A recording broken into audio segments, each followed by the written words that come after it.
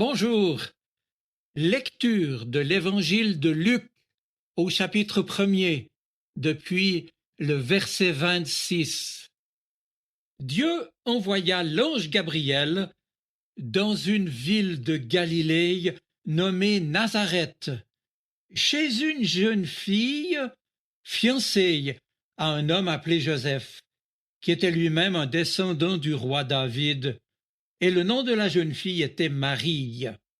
L'ange entra donc chez elle et lui dit « Réjouis-toi, le Seigneur t'a accordé une grâce particulière, il est avec toi. » Marie fut très troublée par ces mots et elle se demandait ce que pouvait signifier cette salutation. L'ange lui dit alors « N'aie pas peur, Marie, car tu as la faveur de Dieu. Tu vas devenir enceinte et tu mettras au monde un fils que tu nommeras Jésus. Il sera grand et on l'appellera le Fils du Dieu Très-Haut. Le Seigneur fera de lui un roi, comme le fut David son ancêtre, et il régnera sur le peuple d'Israël pour toujours. Son règne n'aura point de fin. » Marie dit à l'ange « Mais comment cela sera-t-il possible, puisque je suis vierge ?» L'ange lui répondit « Le Saint-Esprit viendra sur toi, et la puissance du Dieu Très-Haut te couvrira comme d'une ombre. C'est pourquoi on appellera saint et fils de Dieu l'enfant qui doit naître. Élisabeth, ta parente, attend elle-même un fils, bien qu'elle soit âgée, et on disait qu'elle ne pouvait pas avoir d'enfant, et puis voilà qu'elle est maintenant à son 6e mois de grossesse, car rien n'est impossible à Dieu. » Alors Marie dit « Je suis la servante du Seigneur, qu'il me soit fait comme tu l'as dit. » Et l'ange la quitta. Gloire à toi, Seigneur. Amen.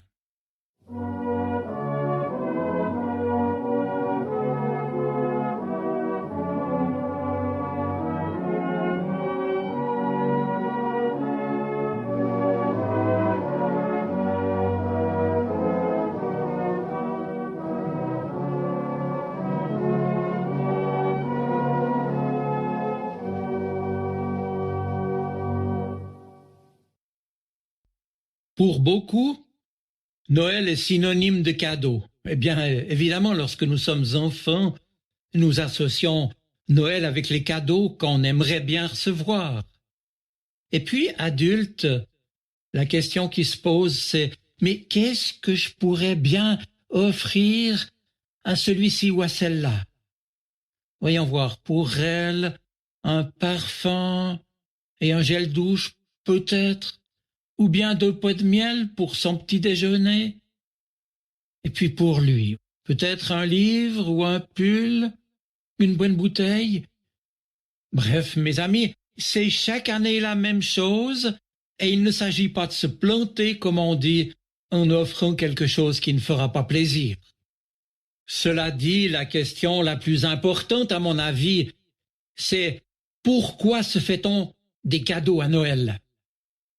Eh bien, j'y vois personnellement au moins 3 raisons. La première, c'est que ce n'est pas moi qui ai commencé, mais c'est Dieu. Oui, à Noël, c'est d'abord Dieu qui a lancé le mouvement en nous faisant le plus beau des cadeaux, en nous envoyant son Fils pour venir nous rejoindre et partager notre vie dans ce monde. Et puis, deuxième raison, les cadeaux ensuite, ce sont les mages, les savants d'Orient venus pour adorer l'enfant Jésus né à Bethléem. Vous connaissez leur histoire. Ce sont eux qui les ont apportés, ces cadeaux ensuite. En vérité, des cadeaux surprenants, n'est-ce pas? Est-ce qu'on offre de l'or, de l'encens et de la myrrhe à un petit enfant? Mais il faut comprendre leur portée symbolique.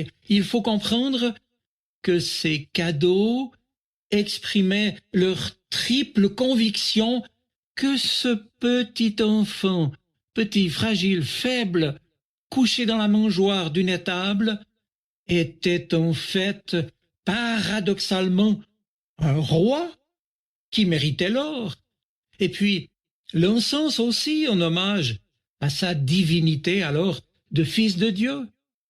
Et enfin, la myrrhe qui servait à embaumer les corps, et cela comme pour annoncer par anticipation sa mort pour le salut de notre humanité. Que sont-ils devenus ces cadeaux fort chers? Eh bien, je pense quant à moi, qu'après les avoir reçus avec reconnaissance, Marie et Joseph, les parents de Jésus, les ont tout simplement vendus pour assumer les frais de leur fuite plus tard en Égypte.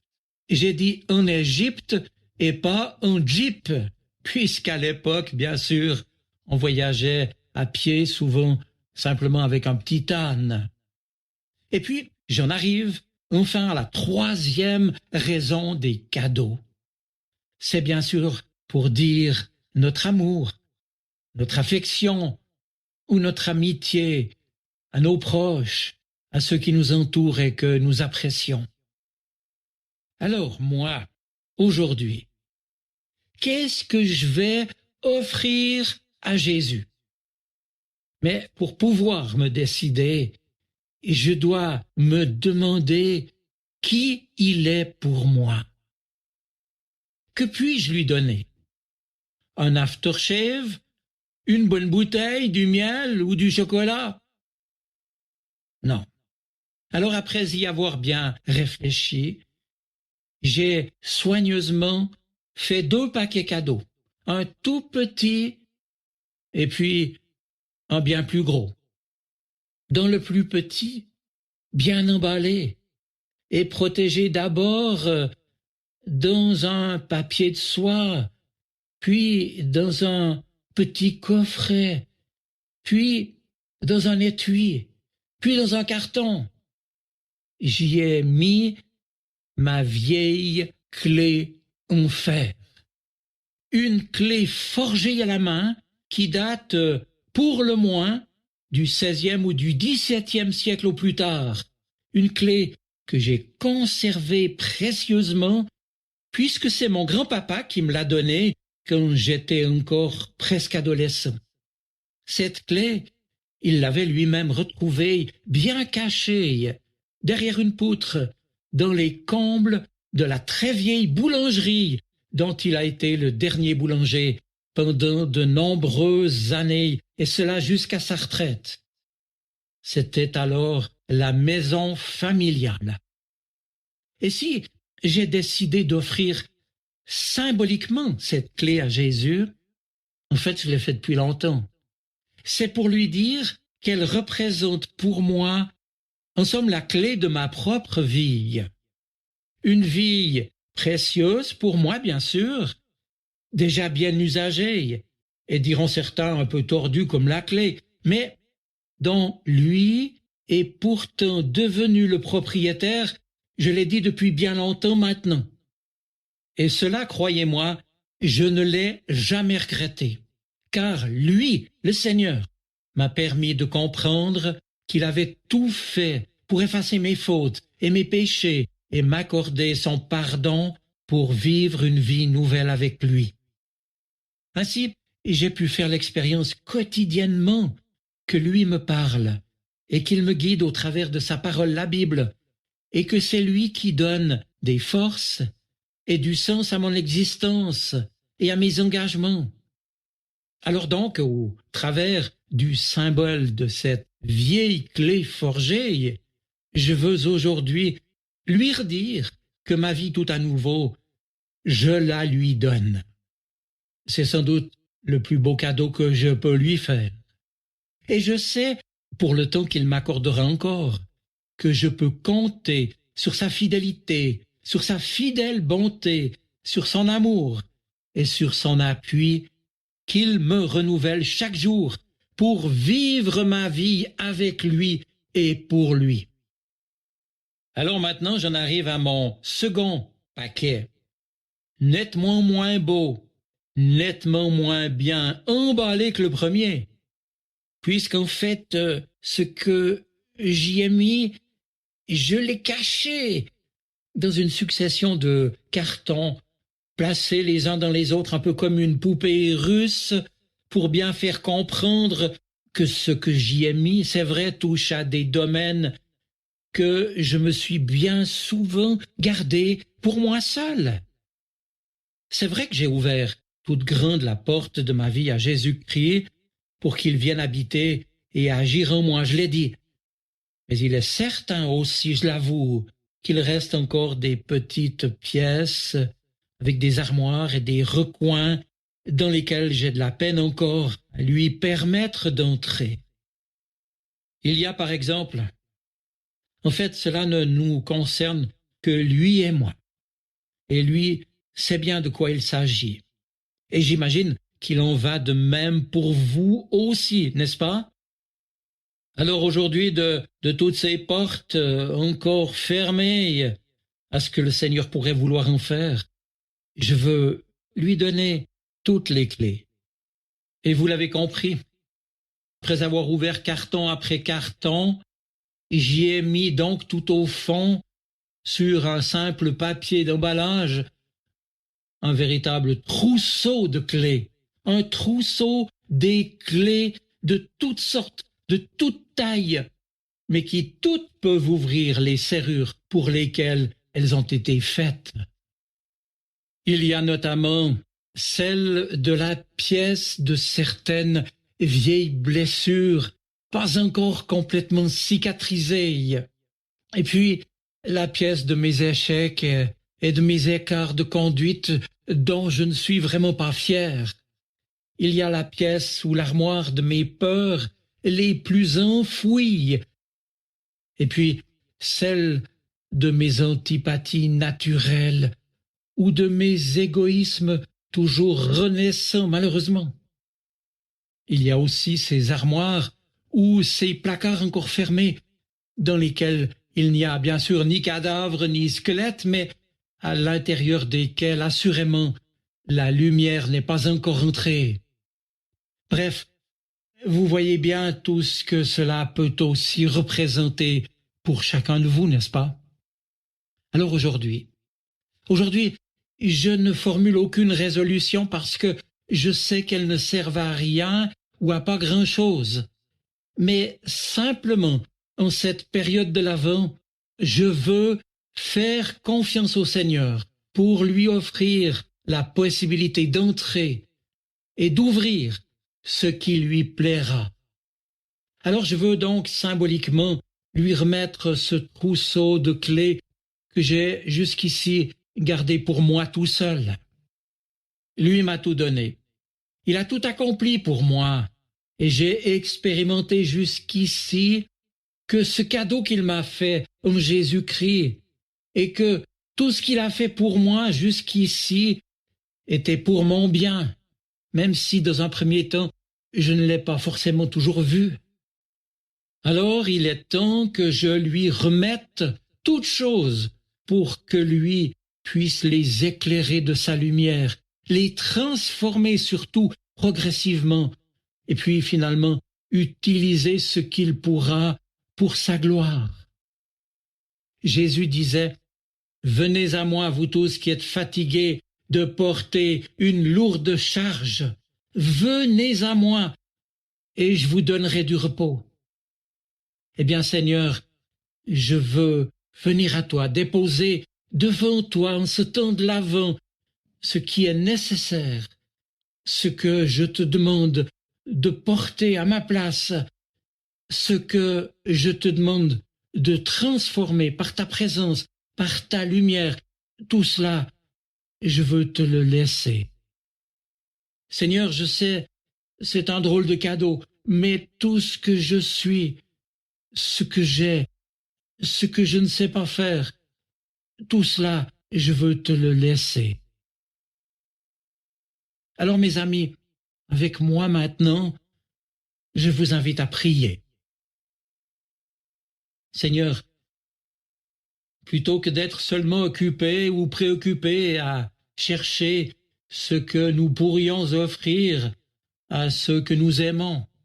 Aide-nous, aide-moi à te remettre ma vie tout entière, avec mes zones d'ombre et jusque dans les recoins les plus sombres au fond de moi. Ces endroits, tu les connais. Et Seigneur, maintenant, par ton esprit, tu me les montres. Je sais bien que si tu le fais, ce n'est pas pour me peser sur la tête, ni pour me culpabiliser, mais pour me tendre la main et pour les éclairer, ces recoins et ces zones sombres, et les visiter de ta présence. Tu veux me libérer de ce qui me pèse et de ce qui est encore trop souvent obstacle dans ma vie avec toi, dans ma marche avec toi. Alors maintenant, voilà mes clés, mon trousseau de clés à moi. Je te les donne pour que tu puisses continuer de travailler en moi et me transformer tout entier. Et pour que je puisse t'accueillir en moi tout entier, comme Marie l'a fait en son temps. Oui, maintenant, Seigneur, dans le silence de mon cœur, je te confie ces clés que j'ai gardées jusqu'ici pour moi seul et ce qu'elles représentent. Je veux te remettre ce qui doit l'être et que tu me montres en cet instant.